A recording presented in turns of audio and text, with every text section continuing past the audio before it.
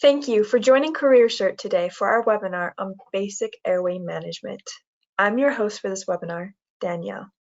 At CareerCert, we are focused on providing emergency and healthcare professionals with the training they need to best protect and care for those in their communities.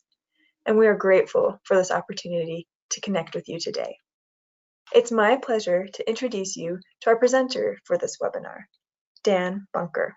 Dan has worked in the healthcare industry for nearly 30 years. He worked as a registered nurse in the coronary care ICU for 7 years and was a flight nurse with Intermountain's Life Flight for nearly 10 years. He has been a certified registered nurse anesthetist for 11 years, working in the hospital setting as well as maintaining his own private practice. In addition, he is a professor in the nurse anesthesia program at Westminster College in Salt Lake City, Utah. He has served in various leadership roles within the Utah Association of Nurse Anesthetists and is currently the president-elect. And now I will go ahead and turn the time over to you, Dan. Hello, everyone. My name is Dan Bunker, and as you can see through the introduction that was given just briefly, I have been able to learn in every single place that I've been. And as far as airway management, the current job that I have, being a certified registered nurse anesthetist for the last 11, 12 years, has really given me an eye-opening view as to what I didn't know before. And as you can see in that quick bio, I worked on the cardiovascular thoracic step down. Before that, I was a combat medic in the military, worked in the ICU, was a flight nurse. So a lot of airway management in those arenas, but it wasn't until I became a CRNA and did airway every single day that I really realized how much I didn't know before.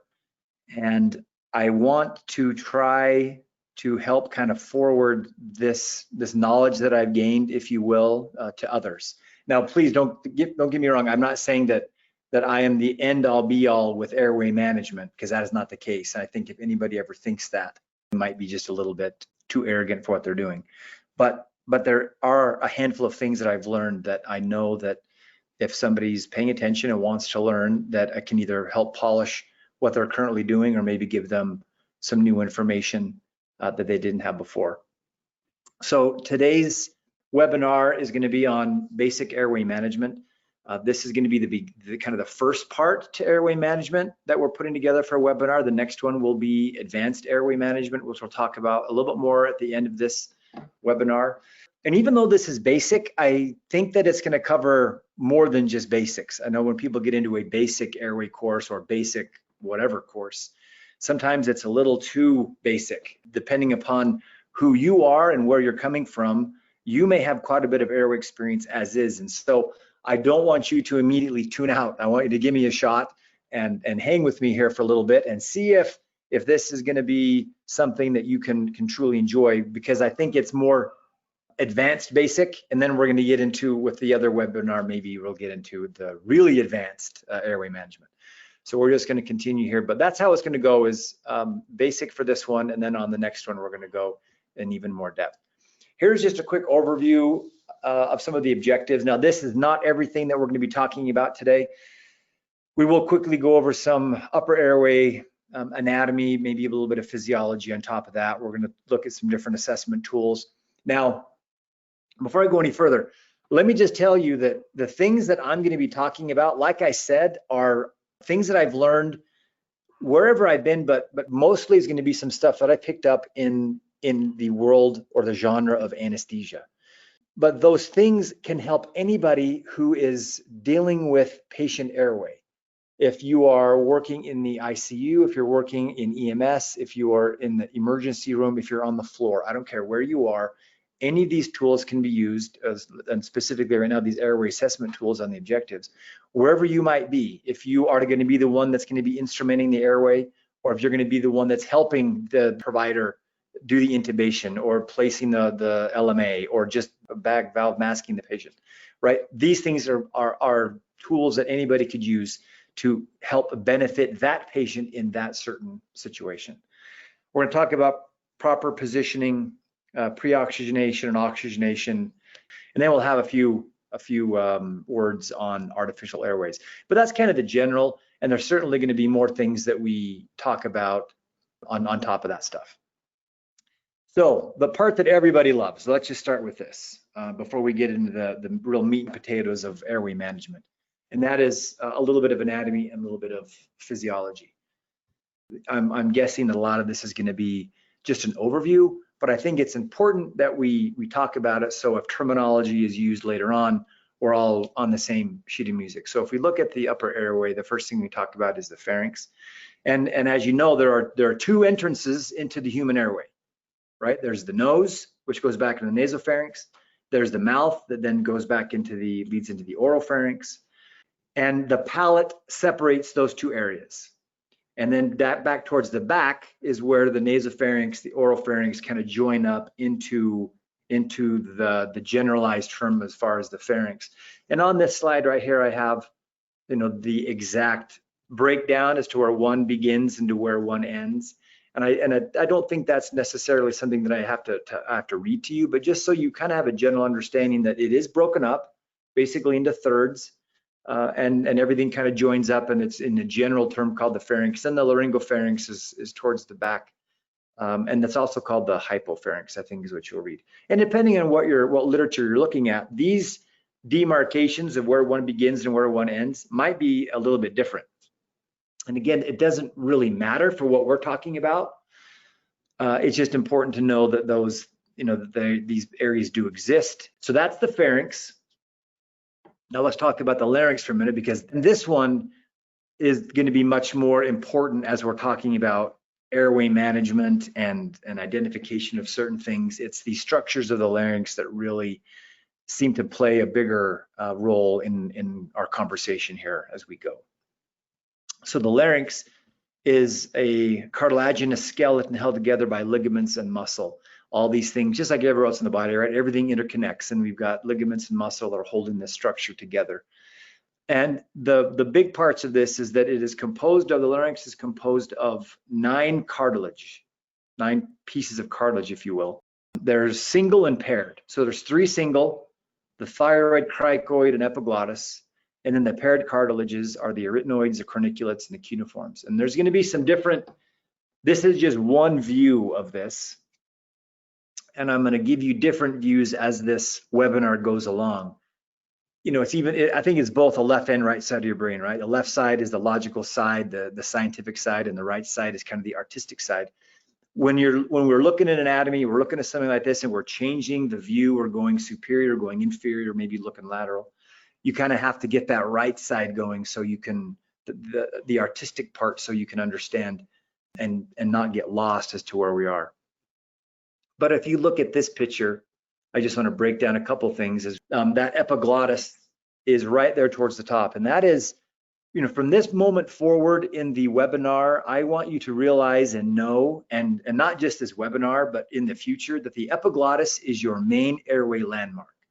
So if you are the individual that is going to be doing the intubation, whether this is your first one you've ever done, or you've done 1,000 or 10,000 intubations, you know that the epiglottis, if you can find that when you're doing a direct tracheal laryngoscopy and you've got your Miller or your Macintosh blade or whatever airway device you're using, and we'll probably get into more detail with that in the advanced airway lecture.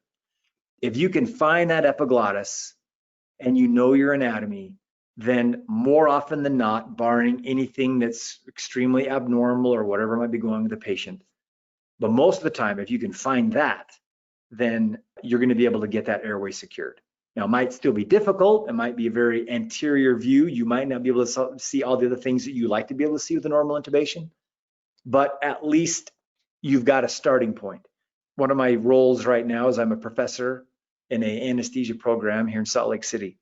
And that is what I tell these students when they're first doing laryngoscopy, right? When they're first doing these intubations, it's you've got to find the epiglottis. If you can find that, then you're going to be, most likely you're going to be okay. So this is just one view, and like I said, we're going to talk about some of these other structures as we look at different views inside the airway. So here's another one right now, kind of the same view. We've got an anterior, a posterior, and a median approach. And the other things that are circled there are the other cartilages that I mentioned in the larynx, the arytenoids, the cuneiforms, and the corniculates. And again, this is not, out of these, the last view and this view, we're still not looking at the view that you are going to be seeing when you're doing an intubation, right? We're still kind of doing the anatomy, the whole thing. But it's giving you some different looks, looking where the epiglottis is, that's sitting right there, that main piece. So it's just giving you, like I said, another shot. When you're doing an intubation, and when you're with somebody that's new and maybe they don't have all the anatomy down, and for those of you that have done this for a while, maybe you've heard this, when you ask somebody, or when I ask somebody when I'm teaching them how to intubate someone, and I don't have a device in there where I can see them at the same time. And again, that'll be maybe something we can discuss in the advanced class, the different airway tools that are out there. But there are a handful where everybody in the room can see what that individual is seeing. If I'm not using one of those and I'm trusting this individual to do the intubation, I'm asking for them to tell me what they're seeing, just so I can make sure that we're okay. And I'm of course assuming that what they're telling me is the right thing. And sometimes they may tell me that they can see, I can see the arytenoids, and that is not true. And I've heard so many people say that. You cannot see arytenoid cartilage. If you look at this picture right here that's on the screen in that middle, the posterior approach, and you see the arytenoid cartilages that are circled, and again, these are the paired cartilage. You can see that they're the base, and what is built, the cornicular cartilage is built upon the arytenoids. So you will see corniculates and you will see cuneiform cartilage, but you will not see arytenoid cartilage. And that's something that, it's one of those misnomers that somebody will say when they're doing an intubation, is I can see the arytenoids. I'm like, well, that's impressive, because you either have x-ray vision or there's some serious trauma to this patient's airway, because that is an impossible view. So it's the corniculates that you're going to be looking for, and the cuneiforms and the vocal cords themselves. You're not looking at arytenoid cartilage.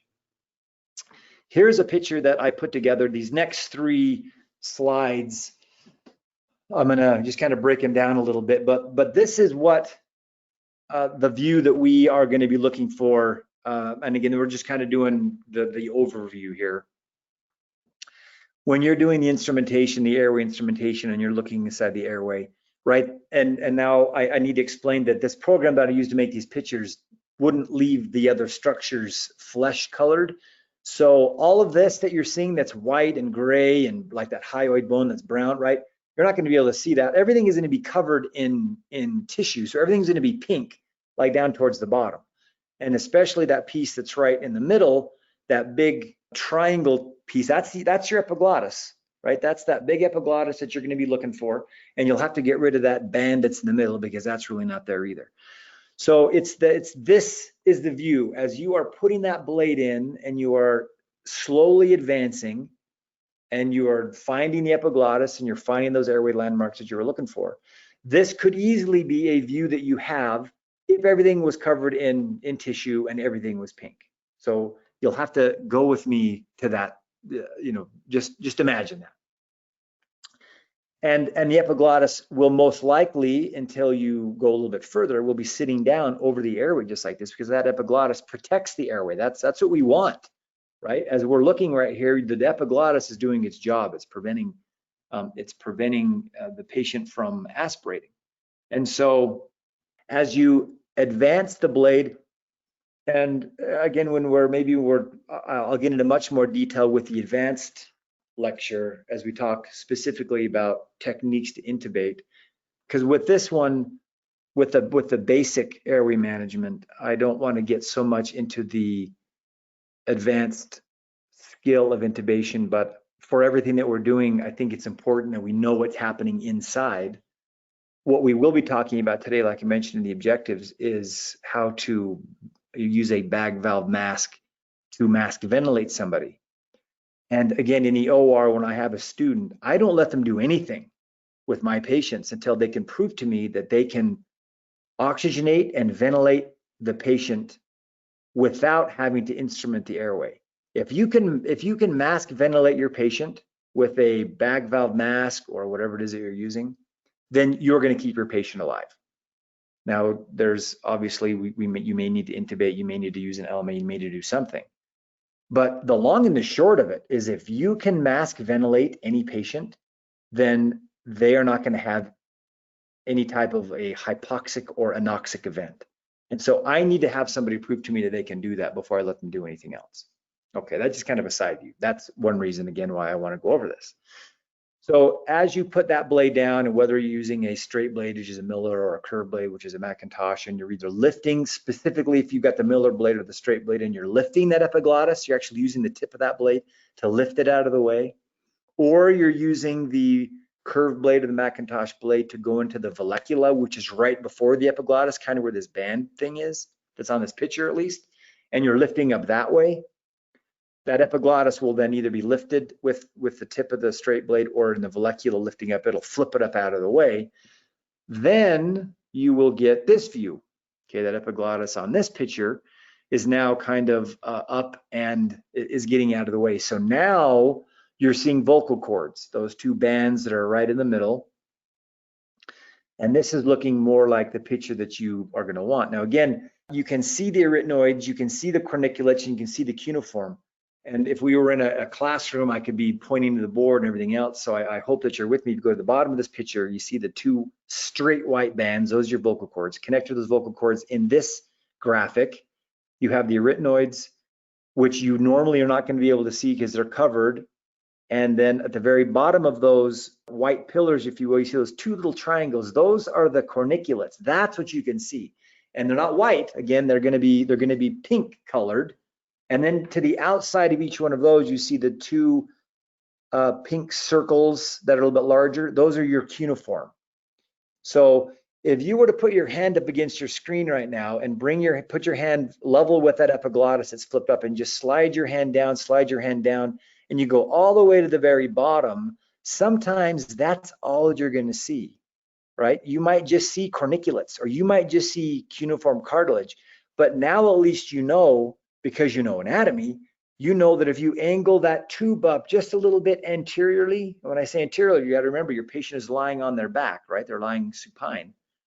If you go anterior to that, then that ET tube should slide up into the vocal cords. Now, the danger with this is if you go posterior to this, then you're going to be in the esophagus, and you're in the goose, or whatever it is that people might say, and that is obviously not where you want to be with an endotracheal tube.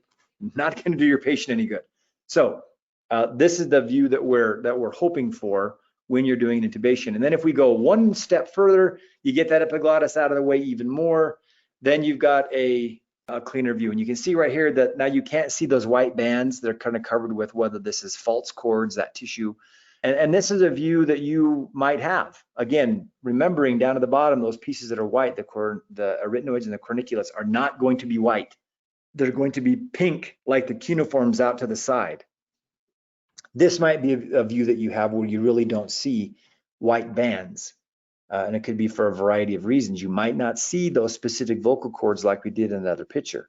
But if you know what the corniculates and the cuneiform and everything else looks like, then you're fine. And it's not a big deal at all. And there are other things that we do when we confirm, after we intubate and we confirm placement of that endotracheal tube. And that'll be something that we'll discuss at a later date.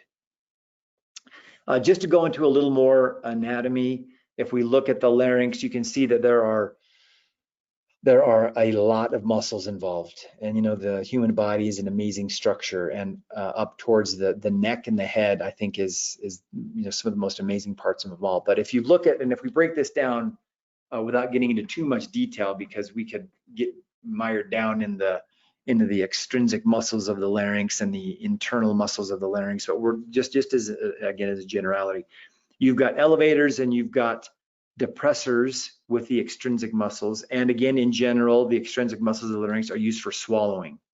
And you have some that elevate and some that depress.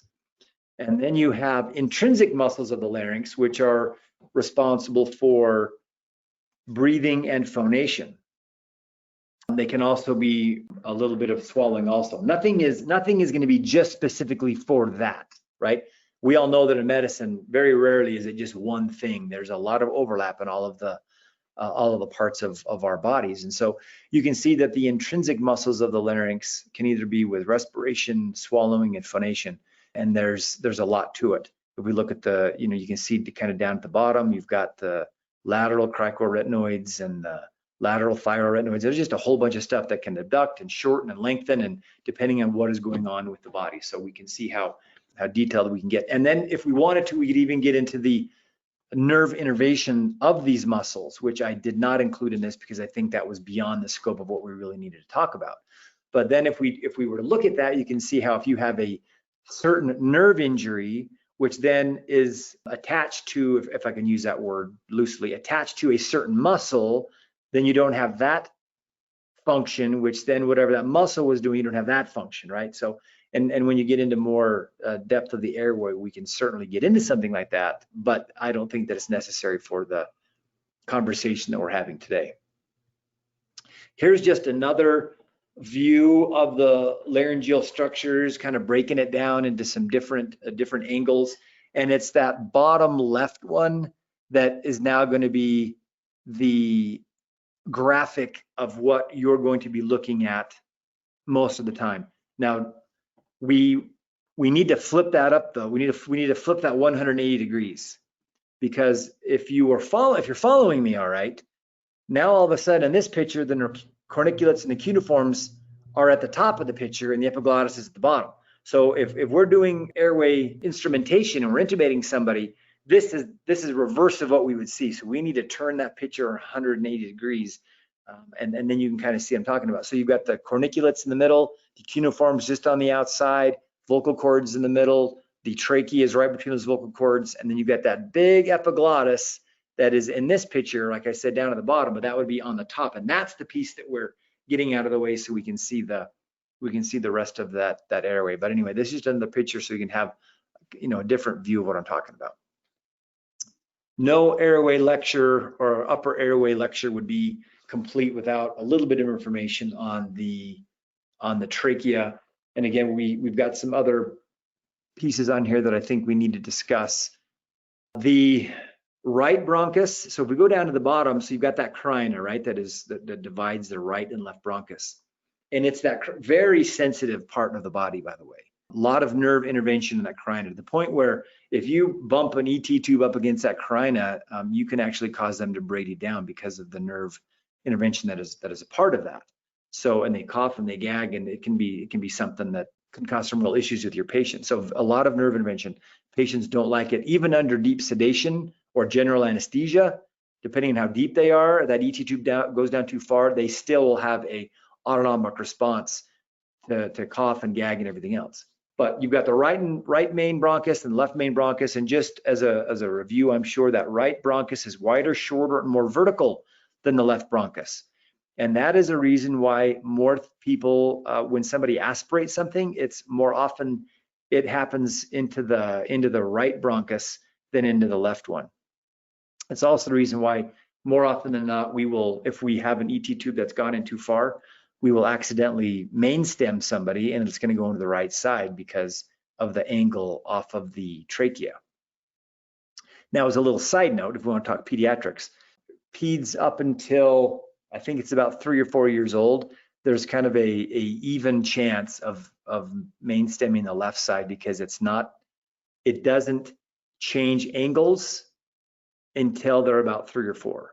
And so if you're intubating a pediatric patient and you happen to, you're listening to breath sounds to confirm placement, and you notice that you've got a lot of breath sounds on the left but nothing on the right, don't think that it's impossible to do a left main stem, because it certainly is. That's for an adult too, don't get me wrong, but for a pediatric patient, you can easily main stem that left just as equally as you can that right at that younger age.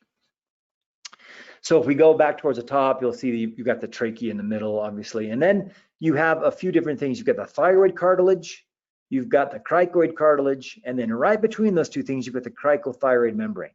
And it's that membrane, it's at that area where when somebody comes in and they've had an emergency surgical airway in the field, this is where that has occurred, is in that cricothyroid membrane when somebody gets criked, as they say.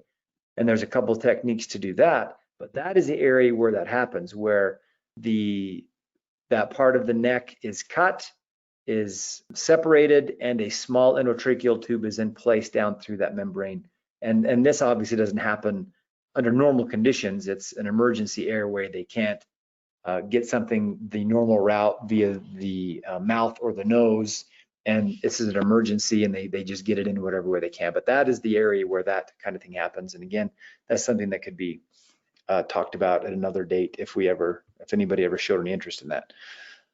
Okay, now let's get into some airway assessment stuff.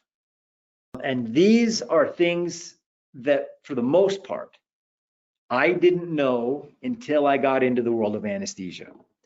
And the more you do airway, the more you will find that as you're walking around on the street, you're going to the mall or you're going to wherever, and you see people, subconsciously you are assessing their airway, right? And I know we've all done it.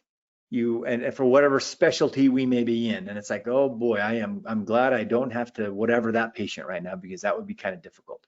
I used to do it for labor and delivery when I was doing a lot of L&D and epidurals and spinals, and I would see individuals, I'd be like, I'm thankful that right now I don't have to place an epidural because that might be difficult. Same thing with airway, right? We're doing this, you're continually on the job, whether you're not at your job. So here are just a few things that you will find if you practice, and some of the stuff is just visual, some things you actually have the patient do, but some of these things are things you can just walk into the room and you'll be able to quickly assess all at the same time whether or not the patient could potentially be difficult to mask ventilate or intubate. Now, before I get into more details now, let me just explain that not one of these airway assessment tools is the gold standard, if you will, where if this proves this, then the airway will definitely be difficult. Or if this test is negative, then the airway is definitely going to be easy. That is not the case. You can get into any type of airway situation to where every test or every assessment tool that you used, if you had time, and now given I am aware that there may be a handful of you that are doing EMS, just like this picture indicates, and you're not going to be able to ask your patient to do the upper lip bite test, or you're not going to be able to, have them open up their mouth and stick out their tongue so you can check a quick Mallampati score, right? I get it, but there are some of these things that you're going to be able to do. So the length of incisors, and I don't want to bore you and go down lists and beat the dead horse when it comes to these airway assessment tools, but they are all different in their own way. So the length of the incisors, if a patient has long incisors, then obviously they could get in the way of airway maintenance and intubation, right? So long incisors, long teeth, if those things are long and in the way, they could give you some problems. Also along with incisors is the position of your maxillary and mandibular incisors during normal jaw closure. So if you have somebody that's got a massive overbite or a massive underbite, or they have some, abnormally long or just malpositioned incisors, that could make your job a lot more difficult. The ULBT, or the upper lip bite test, this one is, I think, one of the newer ones that we're using. If you can stick out your, and this whole test is if you can stick out your lower jaw, and bite your upper lip, if you can have your patient do that, and they can actually get their teeth on their mandible on the lower side to reach up and bite that upper lip, that is a good indication that they will be able to have enough motion to, when you are in there managing that airway, that you're going to be able to do that. There's some flexibility in there. So that is a good test to use if you have a patient that is conscious and able to help you out with that. Intercisor distance, again, there's a big thing with teeth, right? And what's one of the big fears when we're doing airway maintenance or airway management is that we knock a tooth out, or we don't want to knock a tooth out because, one, it's damaging the patient, but more importantly, if teeth can get fixed. The bigger issue, in my opinion, is it now becomes an aspiration risk. You lose a tooth in the airway, now you've got even more things that you've got to worry about, because you have to go in and fish that thing out. Because we don't want a tooth or teeth going through that glottic opening, right? Going through those vocal cords and then sitting in the trachea, or becoming an aspiration issue because now they've sucked it into most likely their right lung. So that's why we always harp on teeth. So if the patient can open up their mouth greater than 3 centimeters, that is the goal for an adult. If they can do that, if they can open up their mouth and you can have a 3 centimeter gap, then that's going to make your life easier as you are trying to manage that airway. Visibility of the uvula, and this is going to go kind of hand in hand with the Mallampati score, which on the next slide, I'm going to get into more detail with that. But the Mallampati score is a tool that we use if you have your patient open their mouth, and here's the deal, to make it really viable or to make it most accurate, your patient, if you could do it, they're almost at a 45-degree angle, they open up their mouth, they stick out their tongue, but they do not phonate. Because when your patient is asleep and you're managing that airway or you're going to intubate that patient, they don't have the ability to say ah. Try this out with somebody. Have them open their mouth, stick out their tongue, and see what you can see. And we'll get into Mallampati here in a second. You'll be able to break that down. And then take that same patient and have them say ah. And by doing that, you are now, this is part of that phonation thing we talked about, right? And those muscles involved with phonation, and it tightens everything up. So it's almost cheating because you're not going to have your patient do that when you're maintaining and managing that airway when they're asleep. So don't have them say, oh, if you're doing the Mallampati, because that's not something that is that you're going to be able to do. The thyromental distance, and that is the distance between the chin or the mentum and the superior thyroid notch.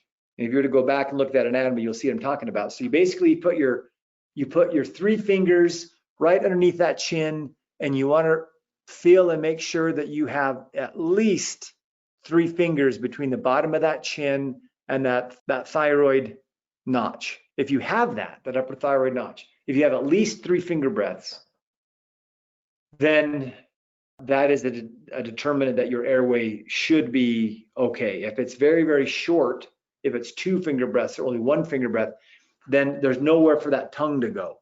And you're going to be fighting that tongue even more when you're either just masking the patient and ventilating for them, or when you try to intubate, as you're putting that blade in, there's nowhere for that tongue to go. And so a longer thyroid mental distance is always beneficial. Somebody's neck length, if you have somebody who's got an extremely long neck and everything is really long, I don't have another word for that, then you might have to use a longer blade to get control of the structures that you need to get control of. And the opposite of that is true. If somebody has a very, very short neck, again, most of the time with all that redundant tissue, they might not have the flexibility you're looking for. Everything is going to be more kind of jammed up in that area, and it's going to be more difficult for you to instrument that airway, or more importantly, even to mask ventilate. It's very difficult to mask ventilate somebody who has a very short neck, and then if you go to the next one, has a very large neck circumference. Anybody with a neck circumference greater than 17 inches is associated with difficulties in visualization of that glottic opening. So short, thick neck makes it very difficult to not only instrument the airway, but just to mask ventilate them. And so those are just some things that, so as you can see a handful of these, you will be able to notice as soon as you put eyes on that patient for the very first time. Presence of obstruction, and normally this is the tongue. There are certain patients just have larger tongues. If you look at a trisomy 21 patient, which is somebody with Down syndrome, right? They traditionally have large tongues. And so if you are coming across that patient, you need to be aware that that tongue is going to be in your way. It is not going to be your friend. Just as a side note, somebody with trisomy 21, they also have a higher likelihood of having C1, C2 instability. So you're not going to want to be doing a whole lot of getting that chin and doing a really aggressive head tilt chin lift, because they might have some issues with their upper neck. And so somebody with trisomy 21, you've got a large tongue, you can't move their head a whole lot. Those can be difficult patients to control that airway. And then the last one, being range of motion of the head and neck. If your patient has good range of motion and you can manipulate, and then we're going to get into different things here as we're talking about the axis and the oral and laryngeal airway axis and that kind of thing. If you can move their head and neck around, it's going to make your job a whole lot easier. And here's another little side note. You don't always have to be completely midline with that airway. If you have somebody that's obstructing and you're having a heck of a time getting that to open up, and you don't have any C-spine issues that you're worried about, turn that head to the left or right a little bit. Sometimes just moving that head left or right can get that tongue to fall out of the way and will help open up that airway. There have been plenty of times that I've been doing a sedation case where it's not a secured airway, we're not using an LMA, we're not intubated, and the patient starts to obstruct a little, If you just turn their head to the left or right, it opens that back up. So these are, that's a trick that we can use wherever we're working if we are just trying to get that patient through that phase of whatever it might be. So if you can move their head and neck, then certainly give it a go and see if that makes a difference. Okay, I mentioned Malampati a few minutes ago when I was going over those airway assessment tools, and I want to get more specific with that right now. So it is officially called the Malampati Airway Classification Scale.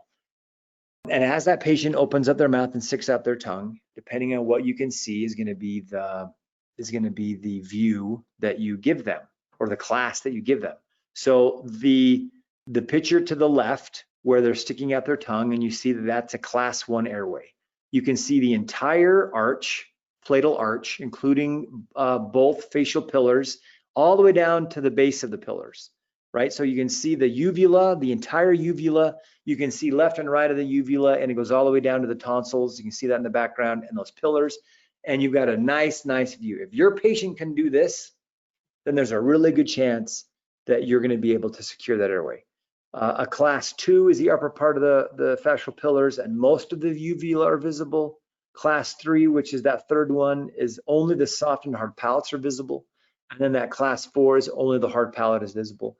And it's those last two, especially class 4, if you've got the time to do this with your patient, where the pucker factor will go up a little bit when you're looking at that airway, especially if you're going to have to be doing some airway management, because these can be difficult. Now, I told you at the beginning there's no airway assessment tool that is like a guarantee, but what I have found is that the Malampati scale, this 1 through 4, is pretty good, right? If I have somebody the Malampati class 1 airway, rarely have I had an issue with anything, and the same goes with a class 4. Most of the time, it can be a pretty difficult airway, and so you want to make sure that you have some other airway adjuncts available, and then you're ready to go down the difficult airway algorithm if necessary. Now, I think I've got time, so I want to tell you guys a quick story that didn't involve me at all, but it's a video that I show my patients every year. And it happened down in Australia, and it's a 30+ minute video about a young lady who was having, I don't even, it doesn't even matter what surgery, she's having surgery, she's going to go under general anesthetic, she needed to be intubated. And it talks specifically about how they went through all of the airway assessment tool tests, and she did not raise an alarm on any one of them. Everything looked great. They went back into the OR, they put her to sleep, they tried to intubate, couldn't get it. And that wasn't the moral behind this video, and this was put out by her husband in the hospital system down in Australia because he didn't want anybody to ever have to experience the same thing that he did with his wife. She ended up passing away. They ended up having to withdraw support a few days later because of a massive anoxic event that she had in the operating room. But the point of the story behind that is that they didn't stop. They didn't stop, wake her up, and go down the difficult airway algorithm that they should have with maybe an awake intubation or coming back another day with some different tools. They just kept going and going and going, and they went down that rabbit hole that I know that we've all been down before. But the point behind that story is that this Malampati scale that they used showed that she was a class 1. And all the other things they did when they were doing her pre-op also showed that she was fine. So again, don't get lulled into a false sense of security if your patient, quote unquote, passes all of these tools that you're looking at. Okay, so the bottom picture, the bottom graphic is the airway grade. This is what you're seeing when you are actually in there instrumenting the airway. And this is what most providers will chart in the operating room. Most anesthesia providers will chart the grade that you see, and this is not only for that case, but for cases down the road if the patient ever needs to have surgery again, and we can look back and see if there was a problem. So you can see all the things that we've talked about. That's a nice grade 1 airway, versus going all the way to the right side, that is a grade 4, where you can't see anything. You can't even see, according to that graphic right there, you can't even see corniculates and cuneiforms, right? All you have is, epiglottis or tongue in your way, and that's it. The picture to the left on that grade 1, if we go back again and remember the beginning of this webinar when I was breaking down the anatomy for you, again, you can see what I was talking about. At the very bottom of that glottic opening where those vocal cords are, you can see right in the middle, there's that little gap, and then off to the left and right, there's that little bump. That's the corniculates, and then you go outside of each one of those, and those are the cuneiform. Okay, so the cartilages are there, covered in tissue, And that is really how they look. And again, you don't see the arytenoids, like I mentioned, right? Those corniculates are built upon the arytenoids, so we never do see those. All right. So as we get into airway management now, we're going to get away from so much of the intubation, and now we're kind of external again, and we're going to be looking at things that you could have, that you should have going through your mind no matter what arena you're doing, ER, ICU, whatever it might be. So we're going to talk about the sniff position, access alignment, head tilt, chin lift, and a jaw thrust. And you're probably thinking, some of you, holy moly, I've learned all about head tilt, chin lift every time I do BLS or ACLS and jaw thrust, and that is true. But we're going to talk about it a little bit more because no airway lecture is complete without it. But first, the sniff position, and that the name implies exactly what it is. As you picture somebody sniffing and kind of lifting their nose up, that is the position that will help you mask ventilate your patient. And that, I just want to take a second now and talk about terminology. I stress to my anesthesia students that they no longer bag their patient. The days of bagging are over when you are a professional, because that just doesn't sound right. What we do as professionals, and what I'm going to suggest to whomever might be listening to this webinar, is that when you are ventilating your patient, you are mask ventilating them. You are not bagging them. Again, I know it's just nomenclature, but it's so much more, it just sounds cleaner and it sounds professional when we mask ventilate versus bag. And so if I continue the rest of this webinar and into the advanced airway webinar that comes out, when I say mask ventilate, that's what I'm talking about, is that we're using a bag valve mask, and we are, another name, right, is a self-inflating bag, and we are mask ventilating our patient. Okay, so back to this. If you're mask ventilating, you want to put that patient in the sniff position. We're going to talk about hand placement here in a few minutes, but let's just look at what we can do and how we can change things up with a couple different things, either a small pad or by putting the patient in the sniff position, or by using the head tilt chin lift, or if they have some kind of C-spine issue or a question with C-spine, doing a jaw thrust. Before we get any further, OA, PA, LA. We have oral access, pharyngeal access, laryngeal access. So as we are looking at these pictures, those are the things you need to remember. And the dotted lines kind of dictate kind of where these things are. So if we look, let's just start at the beginning. Let's look at letter A. You can see that your oral access is going straight down. Your pharyngeal access and your laryngeal access are not lined up at all. Out of all the pictures, this is the absolute worst one that you would want to try to mask ventilate your patient, because things aren't lining up. The airway is not the way that you want it. The ultimate goal is going to be over in box C, which we'll get to here shortly, where the goal is to have all of these access lined up, so it makes it easy for you to, if you're doing it, intubating your patient. So A is the worst one. No pad, no chin lift, no nothing. If you go down to B, you can see by simply putting a small pad underneath the patient's occiput and raising their head up a little bit, it aligns the pharyngeal and the laryngeal access up. Doesn't do anything with the oral access, but it brings two of the three into alignment. Now, I don't know why with this picture, it goes to C and shows you the exact one you want, but we're going to skip C for a minute and we're going to go to D. Because on D, if you remove that pad that's underneath their occiput and we just do a aggressive head tilt chin lift, you can see that the laryngeal axis and the pharyngeal axis again are lined up together. The oral axis is still not in the alignment that we want it to be in. It's not quite as bad as it was, but it's still not lined up. If you put everything together and you go to picture C, you put a small pad or a pillow underneath the patient's head. And again, I realize that if we've got C-spine injuries or something like that, that's not going to be happening. The patient's in a C collar, so some of these things are going to be out the window completely. I'm just talking about when that issue is not the case. Small pad under the head, head tilt chin lift, bringing that chin up. It is aligning your oral, your pharyngeal, and your laryngeal axes, and that is what you're looking for when you're intubating your patient. And if you can imagine, if you were to put in a laryngoscope and get that tongue up out of the way with this picture, you can just basically see right down that patient's oropharynx, and you're going to be able to get the glottic opening in view, and you're going to be able to intubate them.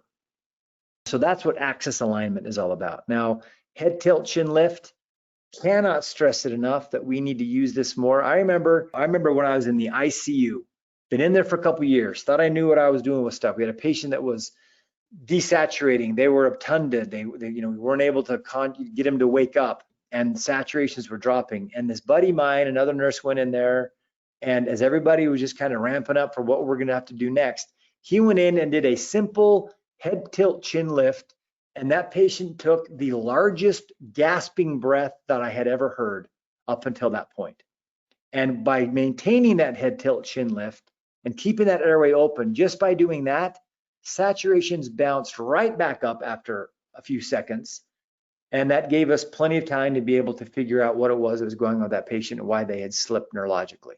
So I can't stress to you enough that we need to be able to do head tilt chin lift if we think it's necessary. If, again, there's no C-spine issues. And if there is, that's when we move out into the jaw thrust, where you can get around that patient and you will be able to put your, however you may do it, whether it's your thumbs or your forefingers, and just lift that jaw straight up, right? Straight anterior to where they're at, and just get that jaw up out of the way. And that it can be as effective, if not more so, than a head tilt chin lift. And it never ceases to amaze me in the operating room when I'm managing an airway, how slight changes in position. And when I say slight, I mean it. Just a little bit of a head tilt chin lift or just a little bit of a jaw thrust can mean the difference between total obstruction and complete airway opening. And that is without having to use any type of a airway device like a nasal trumpet or a nasal airway or an oral airway, which we'll talk about here towards the end. But just slight changes in positioning can make huge differences when we are trying to take care of our patients. I think that any airway management conversation would be lacking if we didn't talk a little bit about pre-oxygenation and oxygenation. And again, I am aware that some of this stuff kind of goes over into the operating room arena, but I remember plenty of times when I was in the back of an ambulance, we got called in for a flight and we were helping EMS and we were trying to secure that airway before we lifted it back off the ground because we had a Glasgow score of less than 9 and we were going to intubate that patient, where I was trying to oxygenate or pre-oxygenate, and I really didn't know why. All I knew is that it worked as long as we had the time to do so. So when we are pre-oxygenating our patient and giving them 100% oxygen, we're doing two things. Yes, we're giving them 100%, but we're also denitrogenating them. And when we denitrogenate, we're removing that nitrogen from their functional residual capacity, and we're filling that up with oxygen. And if you look at the numbers, okay, this is for normal everyday adult, right? Average person, your FRC is normally about 2 liters. And if we pre-oxygenate, 90% of that can be oxygen if we do that. And in the OR, we talk about a 5-minute rule. We try to pre-oxygenate or denitrogenate with 100% oxygen for at least 5 minutes. If we have a patient that we know is going to be potentially, or we feel is going to be a difficult airway. And I guarantee you that this is something that works. I can take a patient who might be extremely overweight, morbidly obese. We can't even lay them flat while we pre-oxygenate, because just the fact of laying completely supine without having their head bed up 15, 20 degrees, they cannot breathe because of all of that tissue that is compressing up on their diaphragm and up on their chest.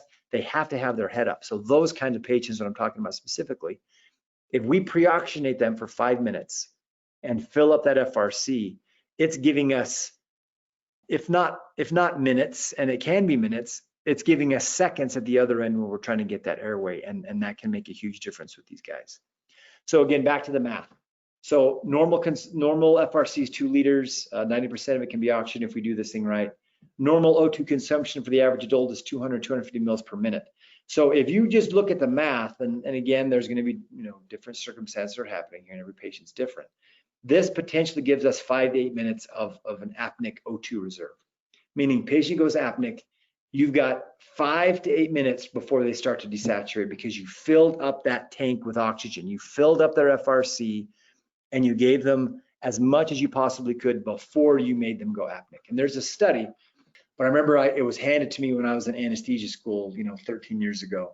where they took some members of the military, some healthy, I think they were healthy male recruits, and they did this. They pre-oxygenated them for at least 5 minutes, and then they had an art line in, they had a sat probe, and they were monitoring, and then they gave them a non-depolarizing muscle relaxant. So basically they paralyzed them, right? They were sedated, of course. You're not going to do that to somebody and not sedate them. That's just cruel. So they were completely sedated, and then they were relaxed, chemically relaxed or chemically paralyzed. And they watched the numbers. They watched the sat on the sat probe, and they were drawing blood gases as they went. They had an art line in, so they were drawing blood gases and seeing what was happening. For the most part, the study subjects had to be oxygenated, not because they were getting hypoxic, but because their CO2 levels are rising so high that it was unsafe on that aspect. So it wasn't because of oxygenation, it was because they were becoming hypercarbic and their CO2 was rising to dangerous levels. Because as you know, if you're not breathing, not only you're not bringing oxygen, but you're not blowing out that CO2 that we normally produce when we have normal metabolism. So it was just building up into their system, building up, and they had to start ventilating for them because they had to start getting that out. So this works. Pre-oxygenation works. And so if you can do it, if you have the time and the ability, it can save you time, and it can reduce the morbidity and mortality of your patient if you've got the ability to do so. Some of the tools we use to assess whether or not we're oxygenating our patients, and this is probably going to be very basic, right? The sat probe. And the sat probe has changed the world of not only the world of medicine, but specifically, I think it started for the most part in the operating room. Sat probes and end tidal CO2 monitors changed the OR. Surgery used to be extremely dangerous, and providers back in the day would gauge how well somebody was saturating by how blue or pink their lips were. Imagine that, right? With the tools that we have today, imagine going back into that realm where we don't have a sat probe, we don't know what they're doing just by their skin color. And for those of us that have been doing this for a while, realize that skin color is one of the last things that changes. So your patients are probably having problems long before anything happened. You can tell blood pressure by listening to heart sounds with the precordial stethoscope. So our tools that we use now have made things much safer in every healthcare arena. So sat probes. Now that being said, don't forget the basic stuff, right? Don't forget looking at skin color, because that can tell us something. Don't forget to pull out that strange device that goes into your ears with a bell at the end, right? The stethoscope, which a lot of us forget to use a lot of time. Use it, listen to breath sounds, see what's going on. If you have that mask on, your mask ventilating your patient, are you seeing misting in the face mask, either with them breathing spontaneously or as you are mask ventilating for them if they've become apneic because of drugs that were given or whatever might be going on, right? Are you seeing misting in that face mask? If you're seeing misting, then you're moving something, right? And then another thing you talk about might be, that I didn't put on here, would be end tidal. Now that's looking specifically for end tidal CO2, but if we're moving CO2 back and forth and we know that we have ventilation happening and we've got oxygen running, then we're most likely oxygenating them at the same time. So we're oxygenating and ventilating as we're moving air. And then last but not least is chest rise and fall, right? But like I mentioned here, don't let this one fool you. Your patient could be 100% obstructed in their upper airway, yet they still have, if they're not chemically paralyzed or they haven't been given drugs to make it so their respiratory drive is gone, if they still have their own respiratory drive and their chest is rising and falling, that doesn't guarantee anything as far as moving air, that they're ventilating and oxygenating. They could be 100% obstructed. So make sure that you're using these other tools to make sure that you're moving air, because I've had many a student who thinks that the patient is ventilating and oxygenating because they've got chest rise and fall and they're not moving a lick of air at all. So just don't let that one catch you. It's not a guarantee for anything. Now, as we talk about ventilation, and that one says the anesthesia face mask, but most face masks that are connected to a self-inflating bag or a bag valve mask or an ambu bag, however you want to label it, are basically all the same masks. and masks of today are clear, so you can see what's happening. You can see the mist. You can see if the patient vomits or if they've got blood or something might be happening. That's why they're clear, so you can still have a good view of the patient's nose and mouth. There are a handful of factors that you can look at that might make your life difficult when it comes to mask ventilating your patient. And we could go back to the airway assessment tools, and you could look at all those again. Because like I said before, that's not necessarily just for intubation, but that can be something for simply mask ventilation, all of those things. So you can use those same tools again. Other tools that we can use or other things you can look at is if the patient has a beard, if they have a lot of redundant tissue, if they're edentulous, right? There's a handful of other stuff that the patient may have that's going to make it difficult for you to mask ventilate them. So this patient picture right here, I mean, this is any provider's dream as far as having this as your patient. You need to control that airway, right? She doesn't have a beard. Doesn't have a bunch of redundant tissue. Just from outside here, she looks like she's got normal incisors. I don't see a big overbite. I don't see an underbite. In theory, and from what I can see, she looks like she's going to be the perfect patient to mask ventilate and intubate. But like I told you before about that patient, like for example, down in Australia, anything can be deceiving. And so don't let anything lull you into that false sense of security. This is where when we're ventilating our patient, if you're fighting it, right, and it's not working very well, then don't be afraid of using an oral or a nasal airway. Those are the devices that you can use that can open it up so you don't have to, it's not making it difficult to move that air back and forth to ventilate that patient.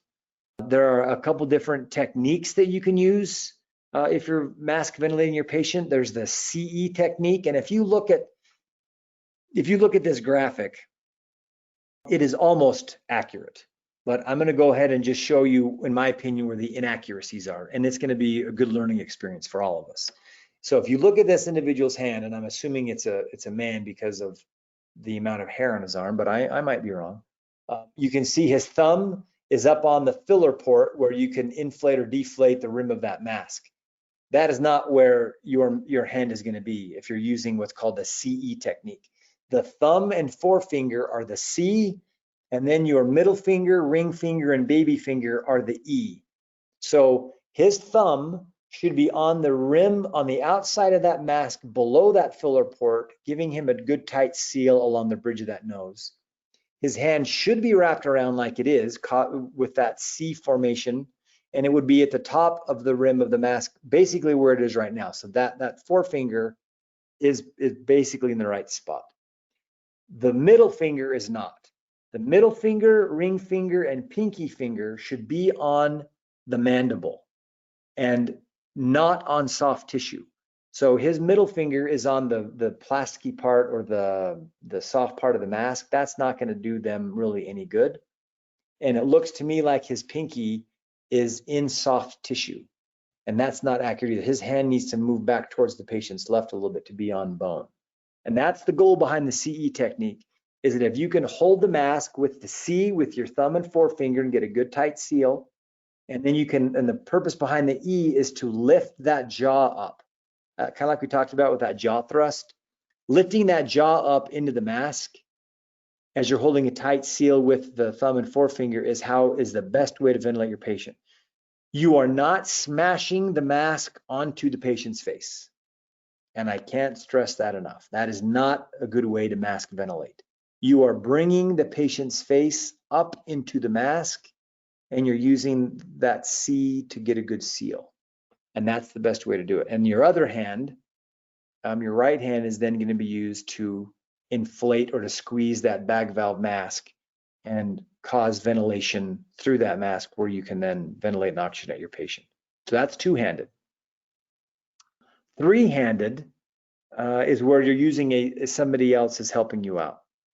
And if you have somebody that's extremely difficult to mask ventilate, you might need to use both of your hands to keep that mask on their face. And this is where you would have your left hand on the left side of the patient's face, right hand on the right side of the patient's face, and you're using the palm of your hand, of each hand, to go across the left and right side of the mask using then your other 4 fingers to be on the left and right side of the jaw, giving a really good jaw thrust, and then holding the mask tight with the palms of your hands. And that's the 3-person method, because your 2 hands are then holding the mask on while the 3rd person is squeezing the bag. And those are situations where the patient is really difficult to ventilate, and that would most likely be patient where you have slipped in an oral airway or you've slipped in a nasal pharyngeal airway and you're still not able to get the ventilation oxygenation you're looking for. And so you need to be a little more aggressive with that jaw thrust. And you can do that if you use both your hands and have an assistant help you with the ventilation part. Cricoid pressure is an interesting thing. That is applied by somebody else. And again, this might be more of an anesthesia conversation, but that's something that you do if you are worried about your patient aspirating before that you are intubating and before you can secure that airway. And the whole point behind cricoid pressure is that you are occluding that esophagus a little bit so they don't have any aspirate coming up into their oral pharynx, which can then come up into their, get put into their lung. And so we do some cricoid pressure if we're worried about that patient who has a history of heartburn or a full stomach or something like that. Cricoid pressure can kind of save, in theory, can save the patient from aspiration. The question is always, okay, how much should I apply? And I believe I tell my students it's like 25 to 30 newtons of pressure. If you look stuff up, I would love to know. If somebody can tell me what it feels like to press 25 to 35 newtons of pressure, please let me know. What I do in class is I have one of those little devices that you can pull and you can feel what 25 to 35 newtons, and again, I'm using that number and I think that's accurate. It's right there, plus or minus. It's pretty good pressure when you're doing that type of Newton. And you only want to do that when your patient is drifting out to sleep. If they're doing it when they're wide awake, it can kind of almost gag them because it's so much. And then you might hear of the burp method, and that is not the same as cricoid pressure. The burp method stands for back upright pressure, and that is something that you can do to help the provider who is going to be intubating the patient. You can do a little burp, and it will do the burp maneuver, and it can sometimes somebody who has an anterior airway. And when you hear the term anterior airway, that just means that when you're intubating them, you can't see anything because everything is high. It's very anterior to your view. So imagine if that is the case and somebody applies this burp maneuver, it pushes the structures back into view while you're doing your direct laryngoscopy. And it makes it so you can hopefully see if at the minimum, you can see your corniculates or your cuneiform cartilage, and then you can kind of aim that tube up a little bit. So burp is not the same as cricoid pressure. And that's just kind of a little side note if you ever hear those things out there. Ventilation complications. This is probably more of a review, but if we have inadequate mask ventilation, or I wrote bagging on here just because if we're having a hard time with that new concept or that new terminology. If you are not ventilating appropriately, then we are not oxygenating appropriately, and the patient is not going to be getting what they need as far as the oxygen, and they're not going to be blowing off that CO2 that they need. Another complication could be barotrauma, right? If we're struggling to do what we need to do, we can actually cause damage to the airways if we're using too much pressure, too much volume. If we're not paying attention, we actually damage those lungs and the airways by using too much.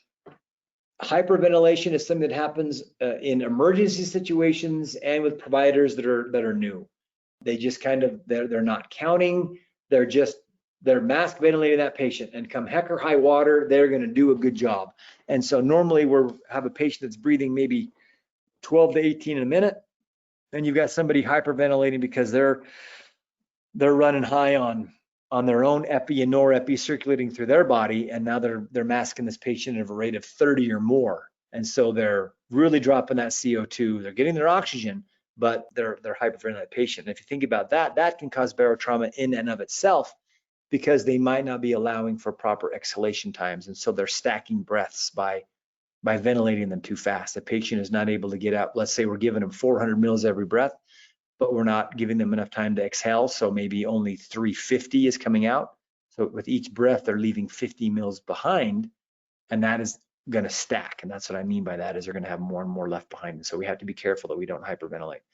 And then if we're getting real aggressive, we can actually cause some jaw and neck injuries if we're not being careful.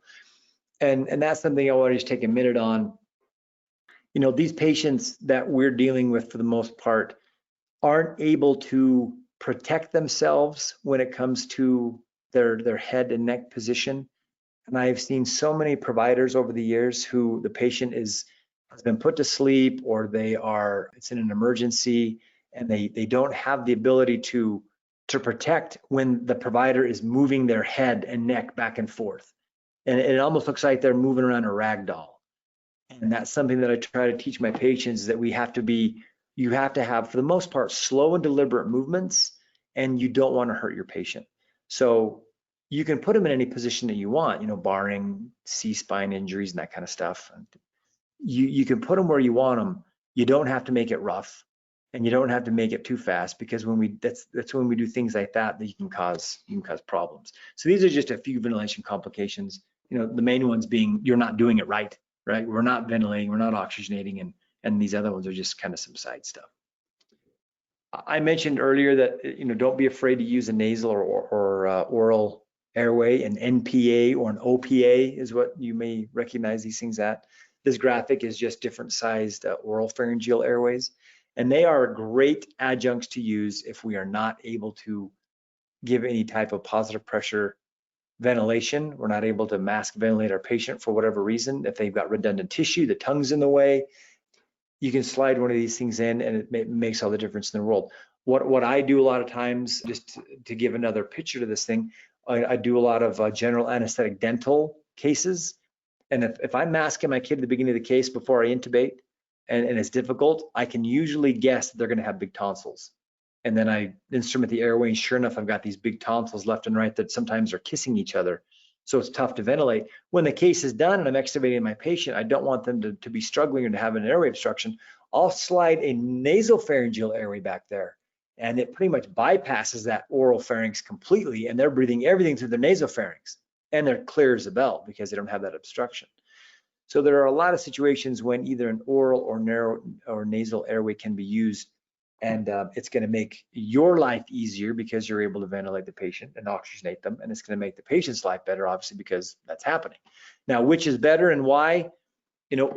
Patients that are semi-conscious or awake are not going to tolerate an oral airway, and I think you probably all learned that from either PALS and or ACLS.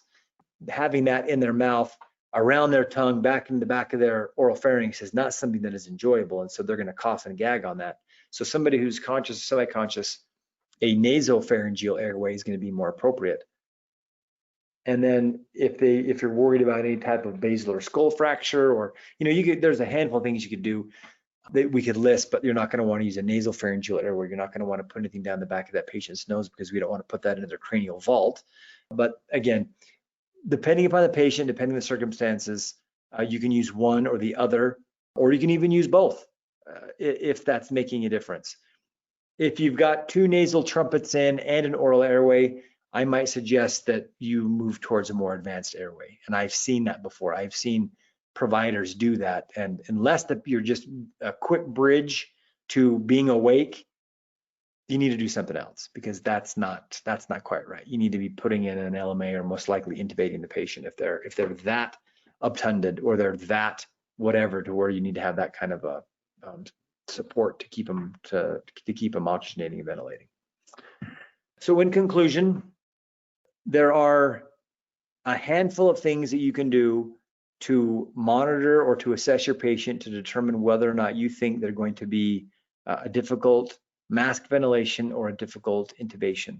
And then there are some things that you can do with oral airways, nasal airways, proper bag valve mask application that can get that patient to the next step, or whatever it is that you are trying to get them through. And that, knowing the anatomy and physiology of the upper airway to the level that I think we have talked about today, and having that background, makes it easier when you are trying to determine what it is that you need to do.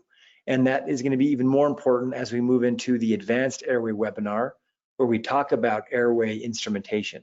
And so in the advanced airway webinar, what we're going to be discussing are supraglottic airways. And when I talk about supraglottic, the more common term for that is a LMA, or a laryngeal mask airway. And the world of LMAs is huge. There's not just a classic LMA anymore, but there are LMAs that you can suction from the tip and get spit and blood out from the tip of the LMA. There are intubating LMAs. The list goes on. And so There are a handful of things we can talk about with supraglottic airways, and LMAs are not the only supraglottic. And the name implies what I'm talking about, above the glottic opening. And when I say glottic opening, I'm talking about the vocal cords. So these are devices that we use that when we are not intubating the patient. Other things we'll talk about will be actual endotracheal intubation. We're going to talk about the different endotracheal tubes that are out there, kind of some information about the endotracheal tube, which I think you might find interesting. We're going to talk about insertion techniques, Miller blades, Macintosh blades, the other devices. We'll talk about some of the devices that are out there, because we could have an extremely long webinar if we were just going to go over every device that you can use to intubate. So maybe we'll hit on some of the more popular ones that are out there right now. And then we'll talk about the difficult airway algorithm and maybe kind of how you go through that in an emergency. You know, as we all know, in an emergency, when things are going down the toilet, what you need to be able to do is quickly make a decision.